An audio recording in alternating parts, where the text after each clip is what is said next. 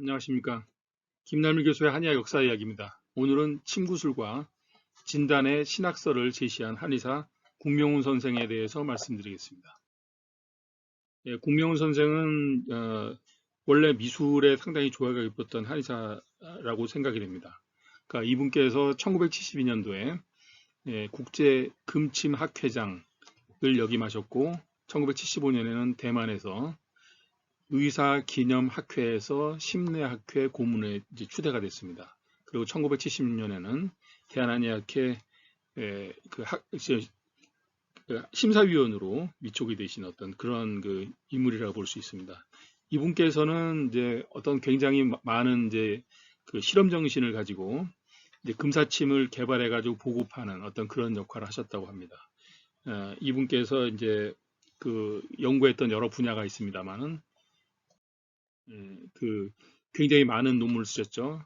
그 중에 하나가 맥학에 대한 것입니다. 여기 보면 이게 의림지에 나와 있던 논문 목록을 제가 이제 쭉 찾아보니까 맥학에 대한 것이 하나 있고, 그 다음에 이제 금사에 관련된 순금을 바탕으로 해가지고 몸에다가 몸의 어떤 기능을 조절하기 위해서 또 금침에 대한 것도 나오고, 또 허준의학상 논문에 이제 또 허준의학상에다 논문을 또 투고하신 그런 경력도 있고, 또 소마비에 대한 것도 나오고, 또 경락이라든지 장부라든지 이런 여러 가지 각종 질환에 대한 그런 연구를 하신 것으로 보입니다. 특히 이분께서 이제 맥학에 대한 말씀을 하셨는데, 맥상이라는 것이 바로 뭐냐면 인체 내부의 어떤 생리 상태를 상세하게 표현하는 이제 생화학적인 율동의 원리다. 이제 이런 걸 말씀하셨습니다. 다시 말해서 이제 자연계에 가득 차 있는 이제 플러스 마이너스, 우리가 이제 어떤 전하, 전자 뭐 그런 걸 얘기할 때 플러스 마이너스 얘기하잖아요.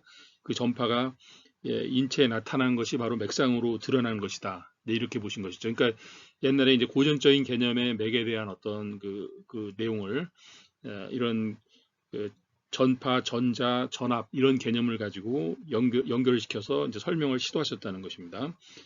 그래서 그 맥의 본체는 평화하고 고요한 순도를 이루고 있지만 그 강약과 또 음향적인 구분, 그것에 따라서 각 장부의 생리 현상의 어떤 특성으로서 이제 나타난다, 이제 이런 말씀입니다. 그리고 남녀의 차이에 대한 것도 백상에서 그런 얘기를 많이 하는데, 이것도 하나의 이제 순환하는 어떤 지구의 전체적인 자장의 순환과 어떤 맥파의 관련성, 그리고 어떤 그거를 통한 생리적인 법칙, 이런 걸 통해서 이제 파악할 수 있는 것이다, 이렇게 이제 생각을 하셨습니다. 그래서 이 맥의 원리를 갖다가 이제 기초로 해가지고 이분께서 이제 침구요법하고 음양체계랑 연결시켜서 각종 연구를 하셨던 그런 연결점을 가지고 계신 것으로 파악이 됩니다. 그래서 이분께서 또 논문을 하나 쓰셨습니다. 이 동서의학이라는 학술 잡지에다가 1977년도에 나온 동서의학 7호로입니다. 여기에 침구술과 진단이라는 어떤 그런 제목으로 논문을 쓰셨는데, 어떤 순환 과정과 신경 세력의 기운의 차이에 따라서 나타나는 각종 현상을 갖다가 친구로서 이제 그것을 바로잡을 수 있다.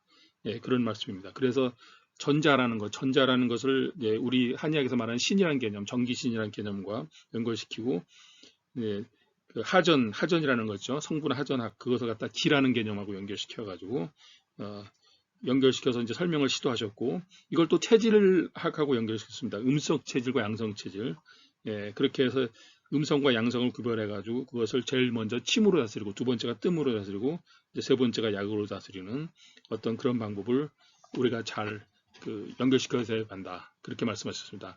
그 음성인 체질 같은 경우는 약물을 만약에 사용한다면 부자중탕이나 보중이당 같은 온경성, 따뜻하게 해주는 약물을 사용해야 되고, 양적인 체질의 경우에는 이제 청경한 그런 약물, 그러니까 강화탕이나 아니면 소시오탕 같은 약을 써야 된다고 이제 이런 말씀을 하셨습니다. 감사합니다.